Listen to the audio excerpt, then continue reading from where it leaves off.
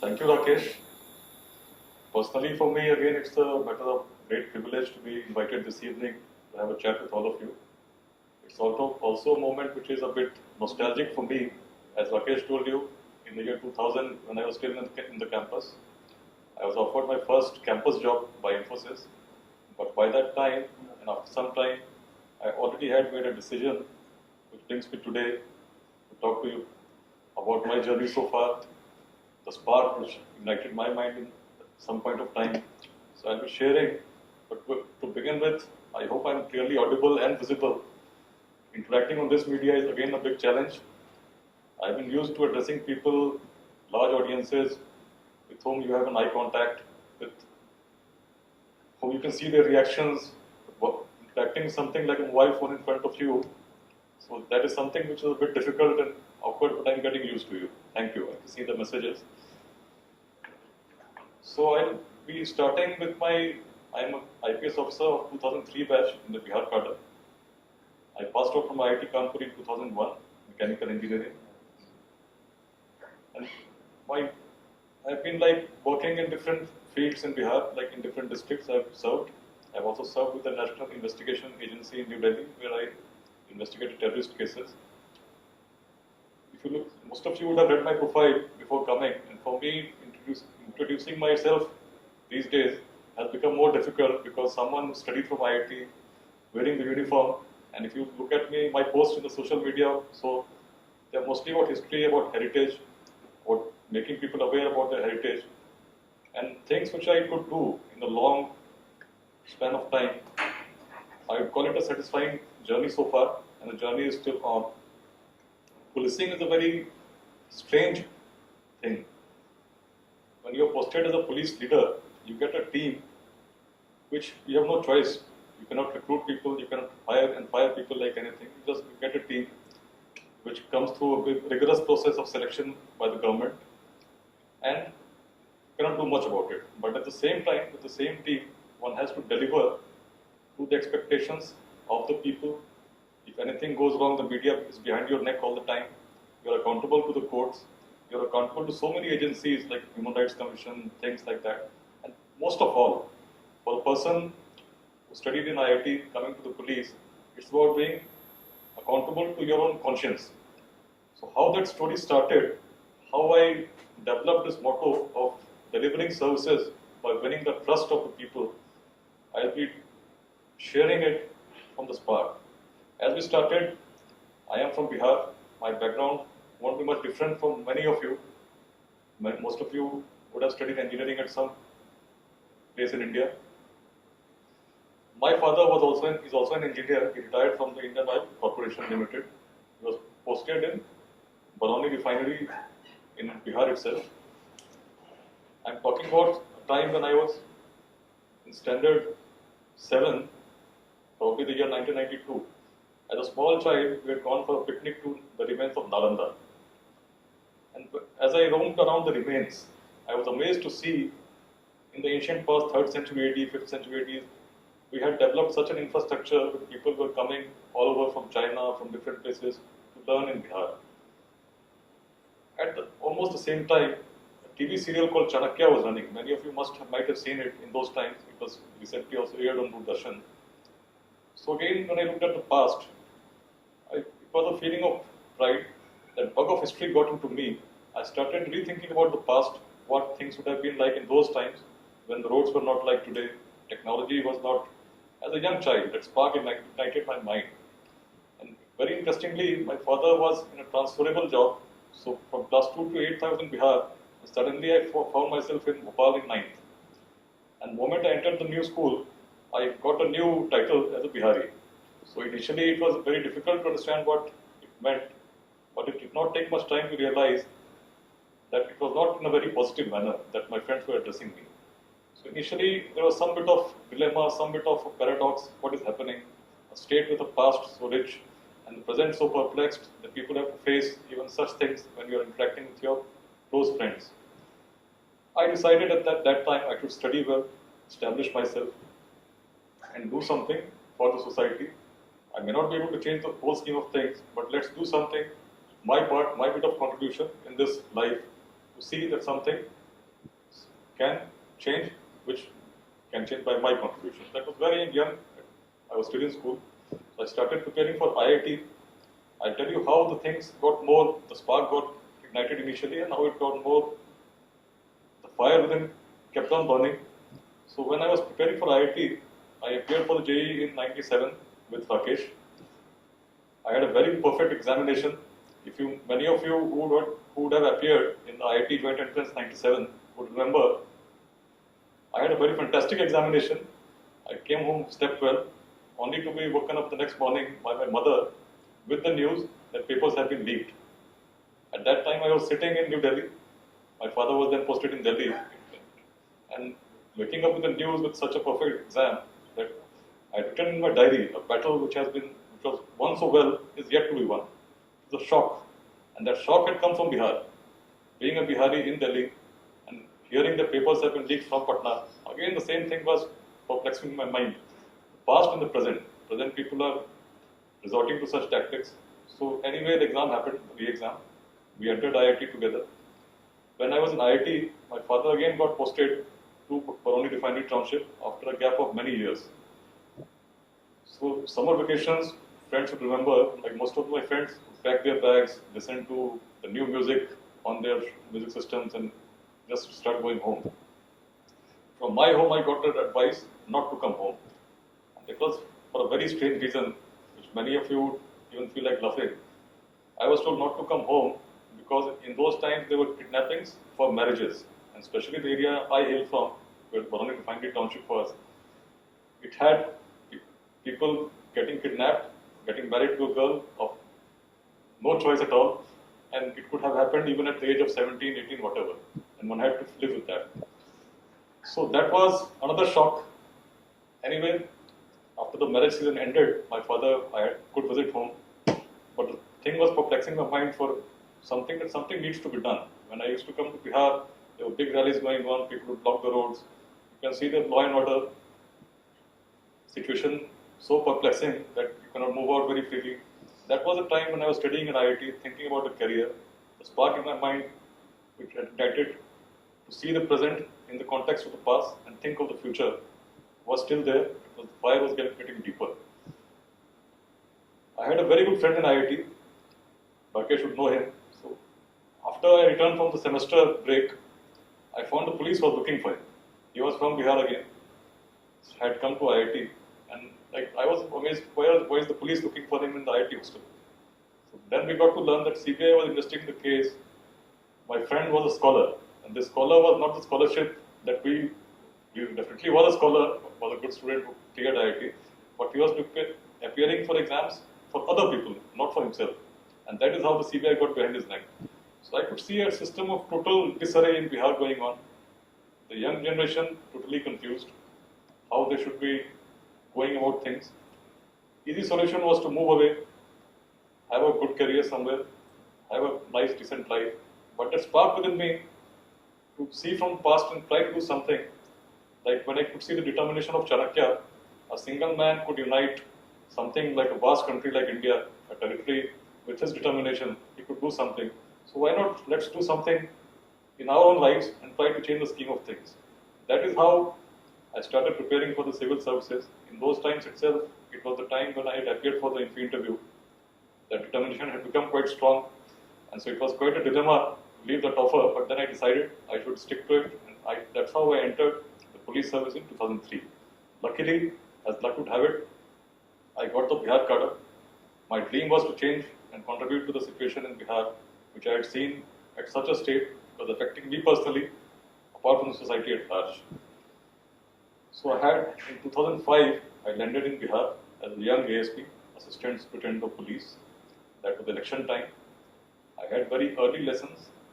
People, so-called Bahubalis, who used to be named in newspapers and all. So we had, as an ASP, I used to get the opportunity to actually interact with them, to present them with something in the elections. In all the 4 phases, I was sent to some place which was a very difficult constituency because they believed that a young officer would be of better integrity.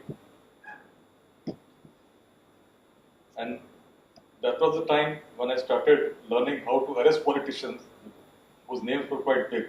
So That was 2005. As a young ASP, not many in the police get that opportunity. I was quite lucky to have it. Initially, I was posted in Patna, where I got the dose of urban policing. That fire within me to contribute to change was there. I tried to implement digital technologies in filing of FIRs and things like that, trying to improve the service mechanism. For about a year, it went on like a totally busy man, roaming around the city, going behind crimes. And after that, in 2000, end of 2006, suddenly one night, a phone call changed my life. I got a call from the DGP that you are posted as the new superintendent of police in a district called Pagha in West Champaran. And it was like totally, something at 10:30 in the night, I got a call. I had just reached home from my office. The date was 1st of December 2006. And I was supposed to move right in the night. There had been a major law and order problem in that place. About 4 people had been killed by dacoits. After that, people had protested against the police. 2 people had lost their lives in police firing. I had not much idea about the place. Only thing I knew was it had a tiger project, and that some wildlife was there in that district on the border of Nepal. But in the night of December, I was supposed to go to that place. And the feelings I developed initially was a great state of shock. So all the night I kept traveling. The roads were in such a bad shape in those days that one really had to struggle to go through. There was fog, we lost the road.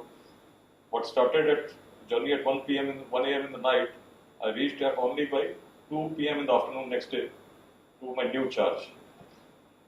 Things in Pagha were not in order in those times. It was called infamously as mini jungle. Lots of gangs were operating from these jungles and what we call diaras of the river, tracks between the river. It was vast diara. And all these were cultivating sugarcane. They were kidnapping people from Uttar Pradesh, from Bihar, from Nepal, keeping them in those places. And it had become so organized. It had been going on for years, for decades rather. And famously they used to say that this is the land of Valmiki. So from that time, crime is there because that tiger project is called Valmiki Tiger Project. They believe that the ashram of Valmiki was in that place. So they say that Pagha crime can never stop. It has come from the times of Valmiki. So that was the normal phrase which was used. And police, again, for the police it was a big challenge. There used to be major operations in that place, which used to be named like Operation Black Panther, White Panther. Police would go roam around the diaras, roam around the jungles, get some recoveries and come back. That was how the things were being managed for some time, for quite a time. It was a show of force, things were going on. With my first charge, I wanted to see that I should be contributing in a manner which changes it permanently. Initially I tried the same thing, which is taught in textbooks. I tried to do a combing operation, like virtually you comb your hair. I tried a virtual combing of the diara with a lot of force. To no avail, I could see that it will just not work. When you move around, people will hide. It's not going to work that way. So then I started applying my mind. When I started thinking from a different out-of-the-box approach, we could see that all these gangs are working in a very proper manner, like a feudal setup, and they are cultivating sugarcane on illegal land. So we identified about 320 acres of land on which these gangs were cultivating sugarcane. Most of it was government land, some of it was captured land. And then we declared that we are going to harvest the sugarcane by labor and deposit this money in the government treasury. This campaign initially, there was a lot of reluctance, we could not get labor, but with the determination we could start it. In the first year, about 20 lakh rupees we could surrender to the government treasury, which would have otherwise gone into the pockets of these gangs. And the loss was huge. The raids were going on. I was leading by example. Like I remember in the month of December and January, for almost 20 nights out of 30, I was sleeping out in the open in the winters with a polythene sheet in some diara, things like that. There was determination to change. And the leader himself moving around, even there was a lot of trust being generated in the members of the force. I started looking at my team. You cannot change them, but then one has to identify. There will be people who will be very corrupt. There will be people whom you can trust a bit. There will be people you can depend upon, and all sorts of people are there. So then, within about 1 month or so, I could gradually realize who are the people, what kind of tasks they can be assigned. And apart from this economic activity, which was really something which was bringing about change, what we started upon was trying to engage in a dialogue with the people, with the families of these people who had been doing crimes for a long time. Again, we started with the examples from history. We started with the example of Valmiki himself. Valmiki was being named as a person from whose time the crime was there. We started looking at him from a different perspective. We said that he was Ratnakar at one point of time. He transformed himself, became Valmiki. See, the whole world now knows him for his good deeds, not for his deeds which he did before. So why don't you convince your family members? They would be roaming around. We had a series of successes. Some dacoits lost their lives in encounters. So we could narrate them, see, this is the end. They'll be roaming around their lives and we clearly be in business. It took some time, about 3-4 months, for the first surrender to happen. But gradually, within a span of about 1.5 years, 26 hardcore criminals surrendered, with one of them who was the biggest criminal of Bihar at that time, with more than 135 cases on him of murder, kidnapping, rape, extortion, different things. Not only in India, he also had cases in Nepal. So that was the biggest surrender which happened. And figures of kidnappings used to be like 100, 50, 70s. In 2008, it had come down to 0. So that was an amazing change you could see in front of you happening. I remember the first kidnapping, when it had happened, I had reported it to the police headquarters. I was told not to worry much. Bagha is a place which is used to kidnappings. So that was the response. So, आराम से रहिए, don't take much tension. It will happen. Force भेज दीजिए, पहाड़ पे घूम के आ जाएगी. That was the usual response, initial. But with that determination and with that out-of-box thinking, I could change. After that, again, I got another challenging posting. And one interesting thing about Bagha kidnappings was, why they used to, these parties which used to involve in the crime was, they used to call themselves jungle parties, and every party had a unique symbol. That they would send a ransom list. I was in Patna. Patna people would receive ransom by calls, phone calls. In Bagha, they used to send proper stamped letters, sealed letters, and with Jai Ma Durge, name of the gang, and below that it was written Bihar Sarkar. So they used to believe that they are the Sarkar in that area. And the list would have ransom with conditions, like there was an amount of money, then there was amount of how much bottles of liquor, amount of chand marka lungis, things like that, long list going on. And depending on the capacity of the person, they also had the facility to pay installments. So that was the level of crime which was going on. And people from all over UP, Nepal, places, they used to come and be kept in the DRRs with the local police station thinking, please do not commit crime in my area. You can kidnap from other areas and get them here. So that was the level of intrusion that the system was working with. Breaking that and getting something to something which was totally peaceful. And till then, Bagha has remained peaceful. And personally, for me, it's a very emotional moment. People in Bagha at a place where I had planted a tree once in 2007. They named a crossroad after me. They dedicated it in 2017. So that was something which was some level of love of the people, which I also faced at a point of time in Bagha when I acted against a politician. Large crowds have gathered in support. So something which you see in movies, I was virtually seeing that live happening. With all that experience, I went to Rohtas. Rohtas had a very difficult terrain. Only recently, a DSP had lost his life in an encounter with the Maoists. 2 police stations had recently been blown up. Several policemen had lost their lives. Every year, many would lose their lives in that area because it's on the border of Jharkhand and UP, and also not very far from the northern Chhattisgarh. That is the geography basically of the place. And it has a plateau which the Kamur Wildlife Sanctuary is there. So it has jungles spreading to about more than 1500 square kilometers.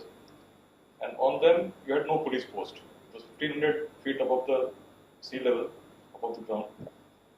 Importantly, it has 2 very historic forts. One of them is the fort of Rohtas. This fort was lying totally neglected.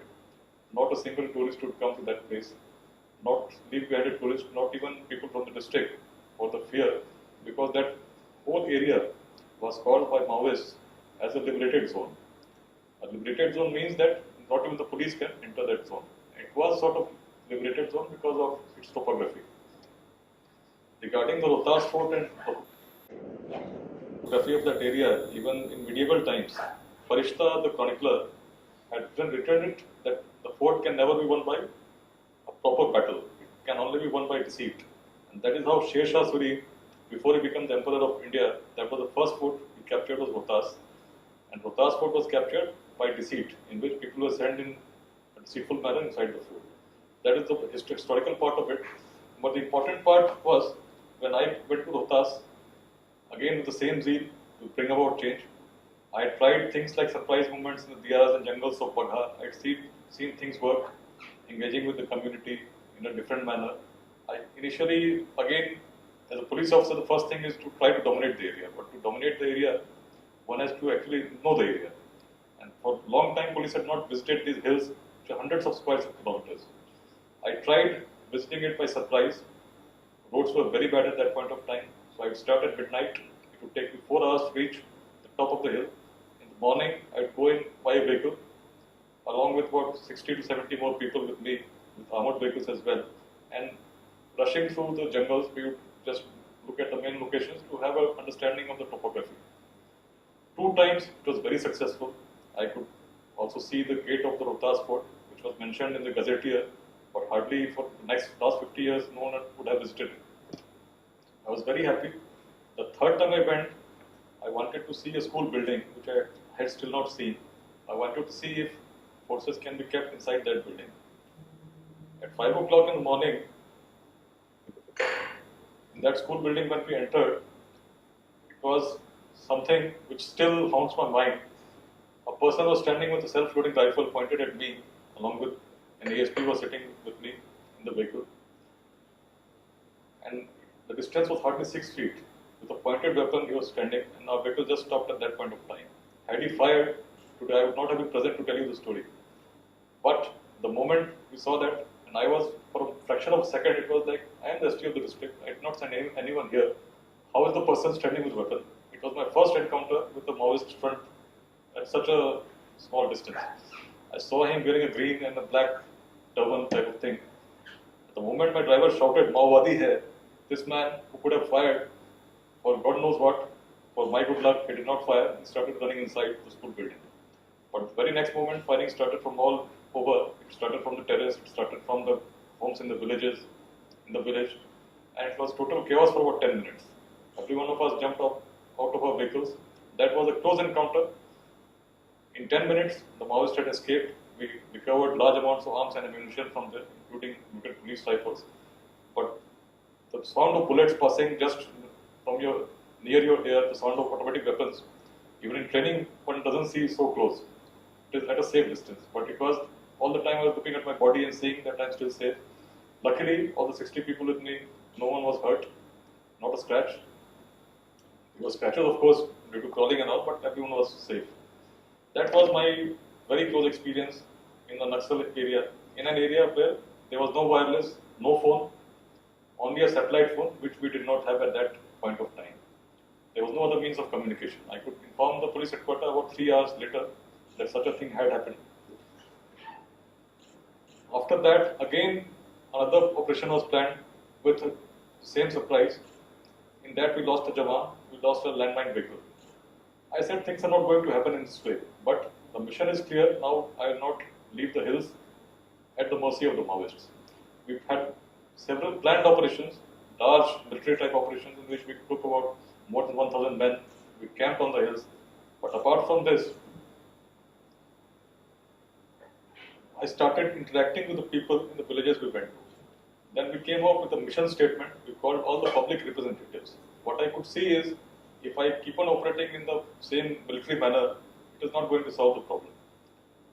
In Bagha, I tried a different approach. In Rohtas, again, I should try a different approach. The people who run away on seeing the police, we should try to engage with them. And with that bug of history into me, I went to Rohtas for the symbol. I used to talk to people that if your ancestors were so illustrious that they could build such a fort, which in those times was the most strongest fort of India, what has happened in the present? Let us think about it. Let's try to make some change which makes the region more peaceful, which makes it more amenable to development. And if you had such illustrious ancestors, then certainly you can definitely make a big change. And that was how we used to engage into conversations. We used to organize camps for school boys for playing. We used to distribute kits, blankets. It was winter at that time. And we used to organize community kitchens. We used to invite doctors, organize medical camps. Things Naxals had been doing, that police started doing now. And with these, gradually, the people who used to run away from धीरे करके they started informing us with bits of information, bits and pieces started coming. So from a total communication blackdown, things now started changing. And with the effort of history, the main thing symbolic was the Rohtas Fort had been seeing black flags on national festivals like Independence Day, Republic Day. The Maoists would hoist black flags. So symbolically, on 26 January 2009, it was a big, major operation. Personally, on the morning of 25th January, I took a surprise route, trekked about 7-8 kilometers to reach the fort, and we camped our forces there and declared the next day that flag will be hoisted on the fort, and all villagers from the hills are welcome. And we, with that invitation, for the first time, with the community, the tricolor was hoisted on the fort, which was a symbolic feat for us. Psychologically, by visiting those areas which police was not visiting, we already had made the message very clear: we are not going to leave you at the mercy. This is not going to be a liberated zone any longer. With the fort, the tricolor being hoisted, again it was a symbolic message. The next thing was, elections had not been conducted on those hills for quite some time. So we, with that determination to conduct elections, initially a company of the Border Security Force, BSF, was placed in April 2009. Elections were supposed to happen on 16th April, but on the night of 14th, this whole company of BSF came under attack by the Maoists. The whole night, the company panicked. One Jawan had been injured, and in total darkness, they were expecting some help to come from somewhere. But we were not in a position to help. Going on the top of the hill in the mid of the night was just not possible. So the whole night we kept communicating on the satellite phone, and I used to tell them just to keep firing slowly. In the morning at 5, I could reach that place, only to see that things are fine. We lifted the Jawan, the injured one, with the helicopter. But what I could see is on 16th of April, elections cannot be conducted with less force, because again, the place could be attacked. It was about 3 buildings, 6 booths, and for 5,000 voters in 22 villages who had not voted for almost 2 decades, and many of them had not voted since independence, because initially there was the fear of dacoits, and of recent, the fear was of Maoists. If we wanted to change to happen in that area, it was very important that elections be conducted right in their bastion, whatever be the risk involved, but it was not possible on 16th of April. So without discussing with anyone, I took a decision that polls will not happen, we will withdraw. We withdrew, and then with the discussion of the Election Commission, later at that very place, a major operation was planned, 9th of May, the date was fixed. The Naxals knew that police is coming. We also knew that we have to go and conduct, it's a declared date. Normally the element of surprise had been lost, but we planned very tactically to move our parties from routes which had never been used. The first party which reached had to travel more than 30 kilometers on foot on the hills. Similarly, a second party about 25 kilometers, and they could, once they reached, then the whole forces could be placed in those buildings again. It was hot summer in the May. There was no water. We had meticulously planned for everything. We had planned to get a drilling machine from Ranchi, in fact, in that point of time, which could drill proper chapakals, that hand pumps, for the use of forces and the people. And that is how elections were conducted. And to our surprise, in an area which had seen no polling for the last almost so many years, people voted in large numbers. About 51% poll happened in that place. And that was a symbolic victory for us. What we had been doing so far was being done by the police, but now the people had started responding. They started participating in the elections. In the future, we kept on engaging with the community with our project, which we had called Son Mahotsav. The result was the people, the very tribals, with the positive feelings from their history, they also wanted to make some change in their area, and virtually they started revolting against the Naxals. Initially it happened in a series of protests in those very areas in which the Naxals used to call them the liberated zone.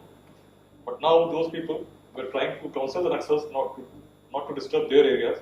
Initially it ended at that, started at that, but the end was very violent.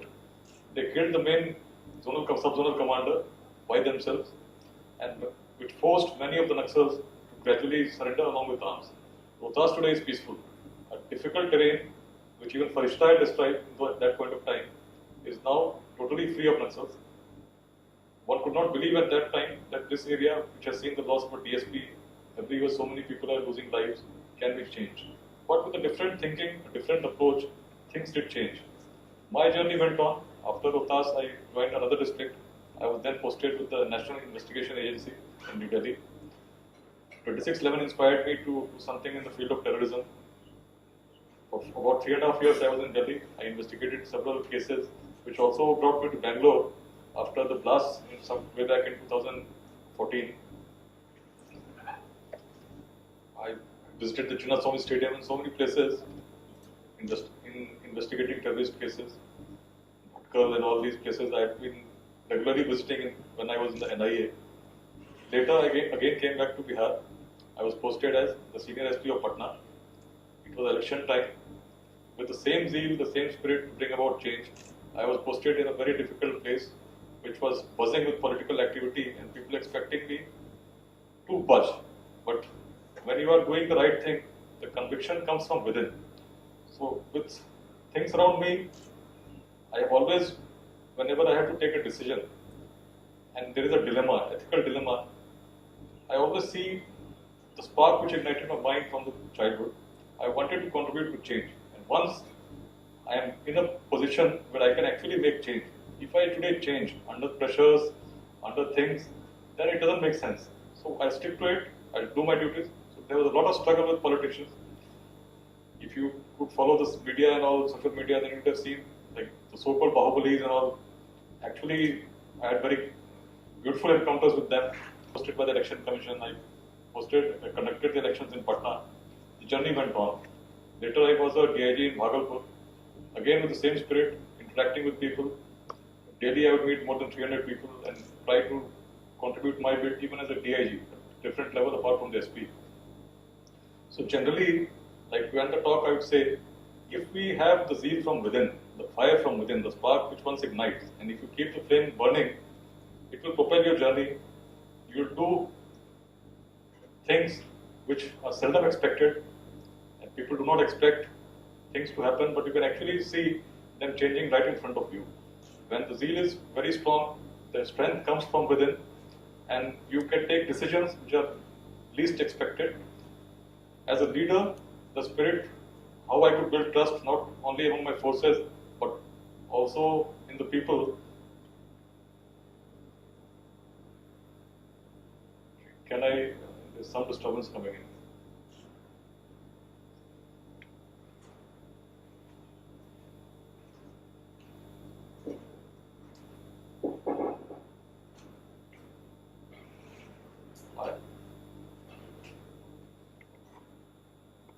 I hope I'm clearly audible, right? So I'll continue. So generally,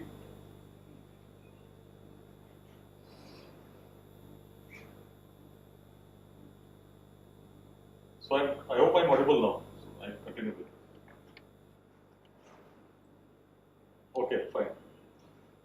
So generally, as a leader, what I've seen is, in a police, when you get a team, which is, you have no choice over the team you get, but you have to identify people for their strengths and their weaknesses, and you can have to make the best use because you have to deliver ultimately. The mission is very clear, one has to deliver.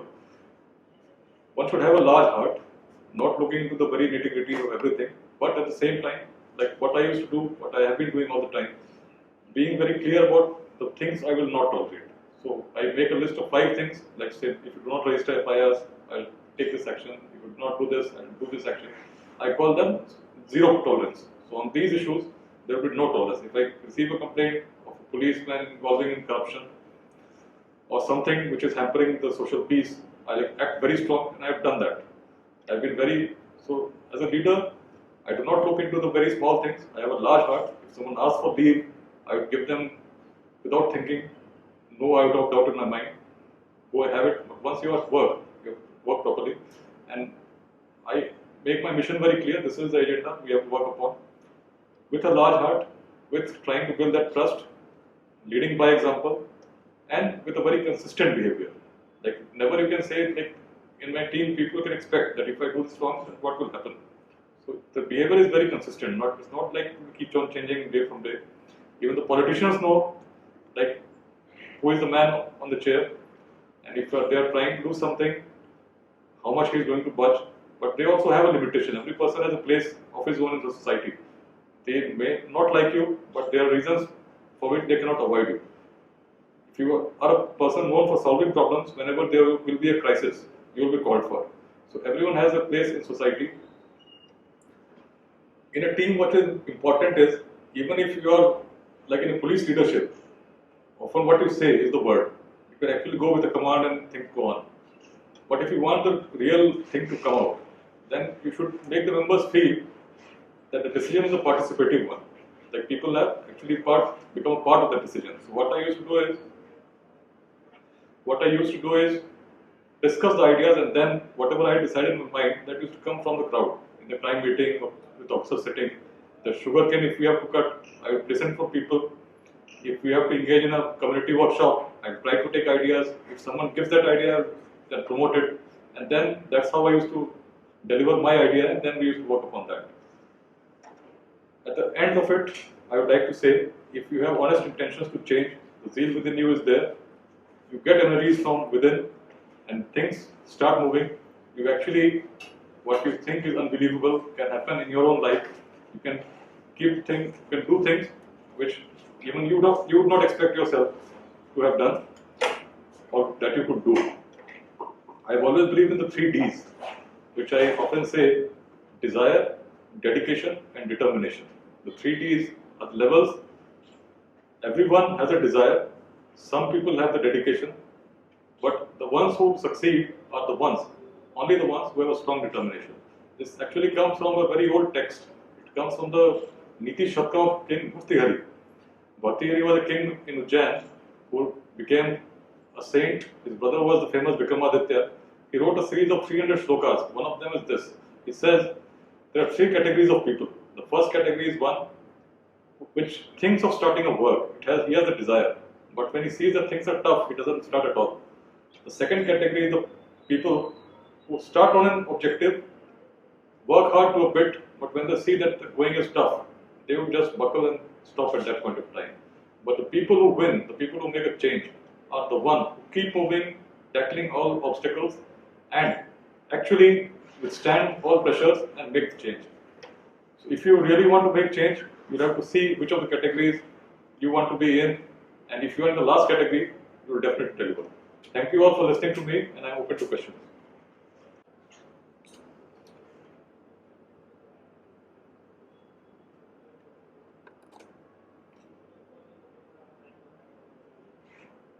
Yeah, so see, as I told you, the spark which ignited my mind was actually history. So something that could inspire me can also inspire others. So that is how I started visiting sites. And if I visit sites, it all ends with me. So then I started a blog, and I started sharing with youth. And today, if I visit colleges, I visit universities, schools, I generally talk about the past of their place. I used to try to inspire them to think about correlating the present with the past, not to become like the past, but to derive lessons and to basically build a better future. So that is what inspired me, and that is how I've been like traveling extensively, visiting neglected sites.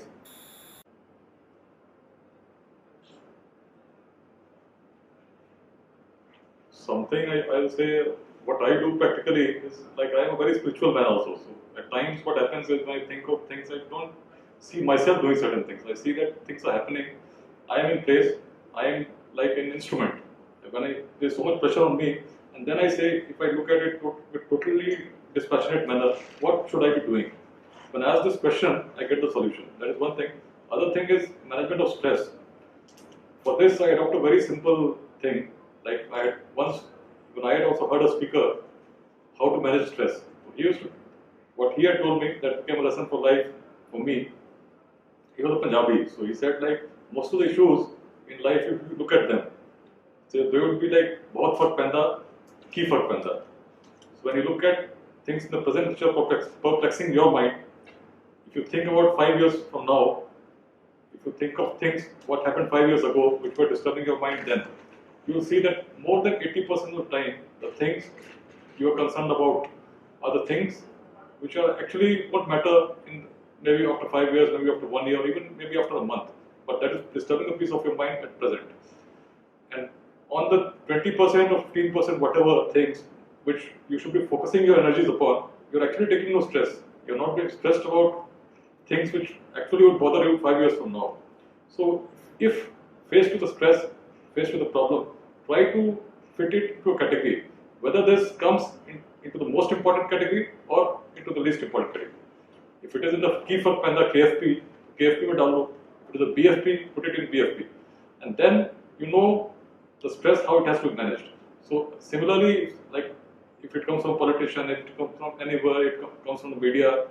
Like after every big crime, the media will keep on reporting. That will give you stress. But if you just insulate yourself from that and try to work and focus on your work, things happen. So where the stress has to be taken, but again, if the stress is about something else which is very important, then you must take that. So things like putting them into separate silos and then working with a peaceful mind, with a dispassionate mind, and trying to deliver. That is how I look at things. That is what makes me happy and content and gives me a peaceful sleep.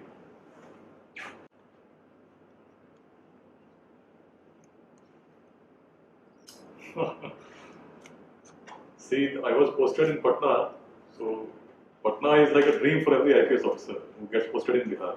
Being posted as senior SPA Patna, and Patna again is the center where everyone is sitting, right from the top to bottom.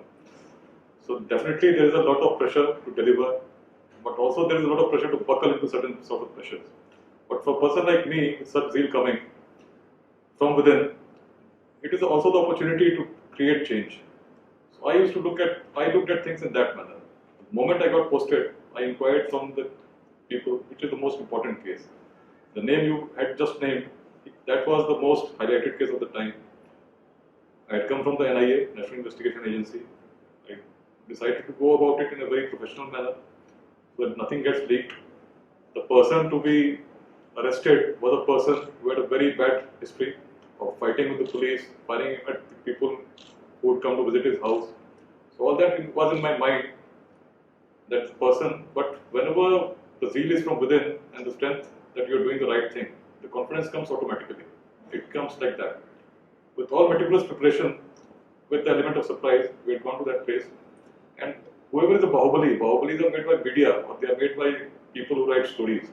There is no one is a Bahubali actually. Everyone, a human being, has the same level of insecurity. If you interact closely with them, I had my early lessons dealing with politicians. I had very difficult encounters. So with that in mind, I never have any fear of the so-called Bahubali or something like that. Everyone has his insecurity, and if you're supposed to face someone, that inner confidence in you sustains you. And I remember with the whole police team along with me going with all that briefing.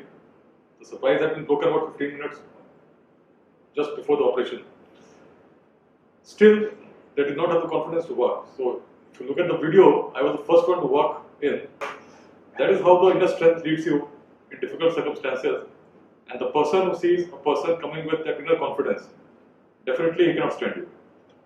Thank you.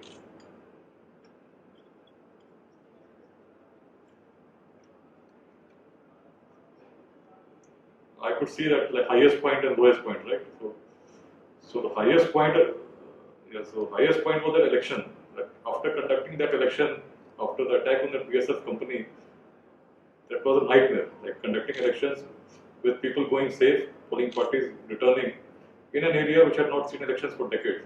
So even before the elections, I used to feel that if it happens without any violence, if it happens in a very planned manner, I would be jumping like something like Eureka. I have done it. A lot of planning went into it, a lot of sleepless nights went into it. And once that happened and people came and participated in large numbers, that was the Eureka moment of my life. Ushering in democracy in a place which had not seen democracy for decades and changing the present of that place. Lowest point, I don't know what exactly I could say, like I'm a very positive man, but still, if I really wish to think what the lowest point, I really am not able to think, and maybe if you say not in the policing career, it was like I had got a dose of, I was diagnosed with dengue fever in Delhi. I was in NIA at that point of time. For about 7 days I was struggling on the bed and platelets were coming down. There was a moment which came in which I felt that I'm just going to now lose the battle with life. And that was the moment I started engaging into a conversation with God. Like if I have to die, I have no problems, one has to go. But not in this manner. Dying with a bullet on is fine. But if you die of dengue fever, that was the lowest moment. I felt very low because I could do nothing. There was no medicine which could help. But gradually with that feeling, with that meditation, things worked somehow, and after 7 days, the next day morning, things had improved. Thank you. Yeah, I can hear you clearly. Okay, so to answer your first question, definitely there are failures. Like in the Rohtas example, initially I told you about my own encounter. The next one I did not go on very extensively, but in that we lost a Jawan. And we lost a landmine vehicle. There was landmine blast. The supplies had been lost. I have written a blog about it, the whole story, how it went on. So after that, with a dead body in front of me, when you're standing, you give the last salute. It's a very shaking moment, and everyone in the force somehow, when they look at the leader, it's when someone has died, and the police line is brought. Died after the decision of the leader. Like we had sent the forces I was not present in that operation. The DSP had gone. So that again is a moment. Then you have to take the lead. So to leadership by example. Now after that I said any single operation which happens after this, I'll be a part of that team. That was in mind, and we actually did it in that manner. Everything was planned. That is how definitely failures will come. There will be time when everything you plan out it doesn't work. So one has to take lessons and then plan for the next thing. So failure is never ending and success is never final. That is what goes on. The word goes on. And regarding like in corporate life, what I narrated was something which I'm doing in the police. I took early decision, definitely yes. But if you look at my life, apart from policing, I'm also writing history. I'm talking to people on a holiday. I'm sitting and chatting with you. It's holiday today in Bihar. So that zeal within me is to contribute something, to spread the word, to spread some positivity into lives of others. Similarly, even in the corporate world or anywhere, the time to be happy is now, the place to be happy is here, and the way to be happy is to make someone happy. So that is, if you live by that, you'll find the ways and means trying to contribute something towards society. It's not like living only for society, but with all that in mind, if you do some bit, it will give you that inner satisfaction, which will give you a peaceful sleep and that contentment of mind. Thank you. Also, like if you have more questions, I'm very open on social media as well. I have a Facebook page which has about 3 lakh followers. You can message me in the inbox. I'll definitely respond. So even that option is there, and it was a very fruitful interaction. It was like sharing my experiences with some.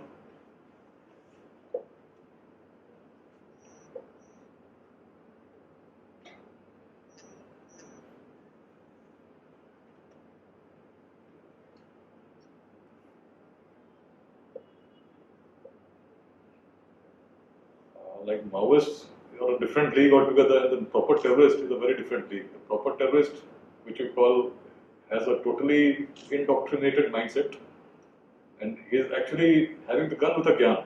He has a purpose. He knows what he is doing is not wrong. If he is killing people, he is doing it for the purpose which he believes is right. If you look at the radicalization that sets in a terrorist, it's very different.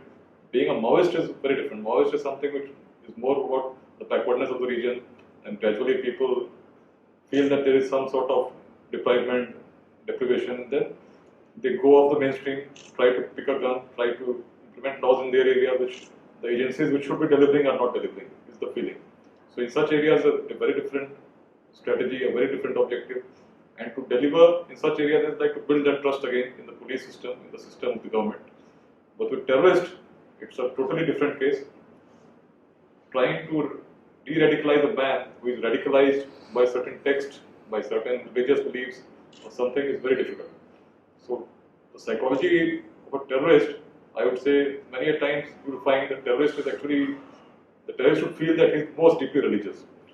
So that the whole world is still looking for an answer how to de-radicalize that terrorist mind. Thank you. See, like personally for me in the police, it takes some time. Like understanding the people you are given charge of. It normally takes about 2 or 3 months. initially you get to learn about people. So the main thing is you have to be open to people. They can come and share their ideas with you. You have to, at the same time, no loose comment should come from your side. You have to be open to all that is coming in without developing something which is presuming something about someone. If someone tells you that someone is such, don't presume it. Test it for yourself. Many a times, what is being told may not be right. So in the police, you have people with wide spans of ages. You have constables who are more than 55. You have constables who are very young. You have people with various sorts of vested interests. One learns about them, but everyone has a place in the system. Maybe a person who is actually very corrupt, you're not posting in a police station, you post him somewhere in a different cell, but he could be a very good communicator. So, like in the surrenders which happened, I had a person who was a very, actually not a very trustworthy officer in that term, but he was a very good communicator. He used to gel very well with the people. And so we used to send him to those families to talk to them, and it worked. So many a times when you, but जो उसको काम पे लगाने का thought of, everyone used to tell me, please don't send him, you cannot trust him, he's so unreliable. But he actually worked. So many a times, don't presume things for yourself. Give them a chance, be open to ideas, be open to members in your team so that they can, and gradually you build that trust. So even people who have an unexpected behavior, you can cross that limit. It's what I have felt personally, that now with the same team, you try to deliver the best. Things could be different in different cases, but that is the basic lesson I would like to share. Thank you.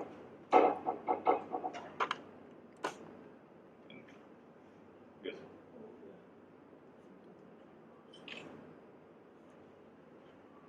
So I think we have already exceeded the time, right?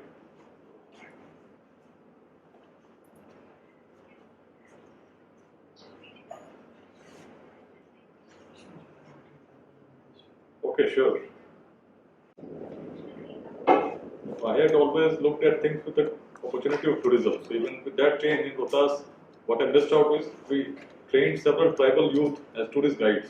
We called hospitality experts and we tried to train them. So definitely there is an opportunity, but the opportunity is not very well publicized, not many people know it.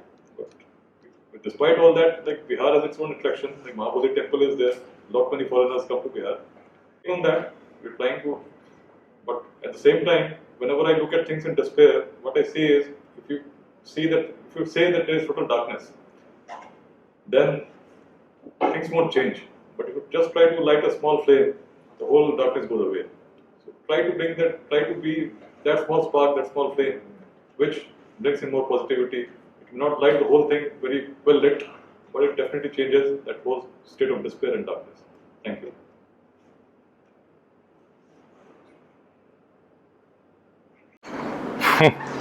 It was great for me as well. It was nice to interact with people who I feel have a similar background with me. We share a similar background, but the only thing is that we decided different roads to travel, and that's how I sit here and we are listening and interacting today together.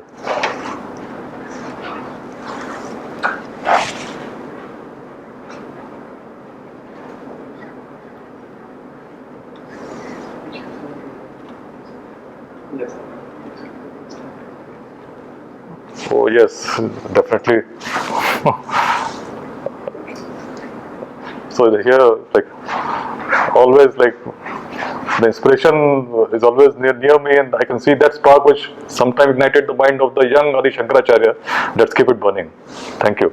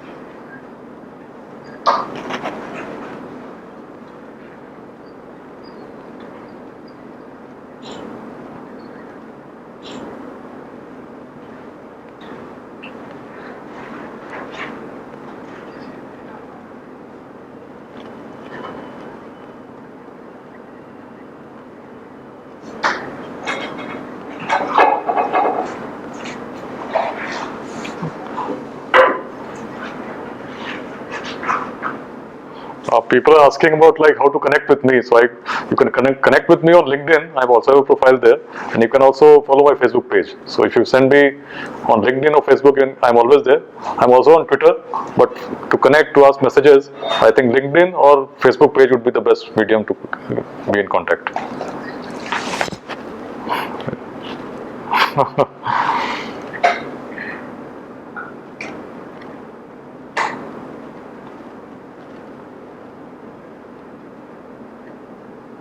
Surely, I'm looking forward. Thank you. Thank you for.